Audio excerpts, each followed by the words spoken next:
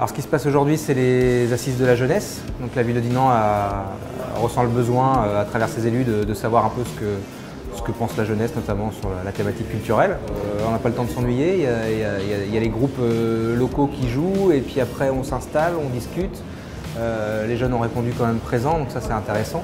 Le sujet abordé, c'est simple, c'est qu'est-ce qu'on entend par la culture, et aujourd'hui qu'est-ce qui manque, ou qu'est-ce qui est bien aussi, quels sont les freins, parce qu'il peut y avoir une offre culturelle riche mais à laquelle on n'a pas forcément accès. Je me suis rendu compte aujourd'hui qu'il y avait beaucoup de choses à Dinan qu'on pouvait faire, mais qu'on n'ait pas assez de communication envers nous.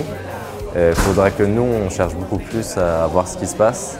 Ils nous ont parlé de plusieurs festivals dans les alentours de Dinan, donc avoir plus de communication là-dessus pour qu'on puisse plus sortir et qu'on puisse s'amuser. J'ai trouvé ça intéressant. Non, je suis assez ouverte, même au niveau de la musique, du théâtre, tout ça. J'aime bien la culture en général. C'était surtout le manque de communication qui a été ressorti sur le sujet des activités qui sont faites ici et qu'on loupe parce qu'on n'est pas au courant en fait. Et il y a aussi, on a abordé le sujet d'avoir un lieu de jeunesse pour tout ce qui est culture, street art, pour pouvoir s'exprimer.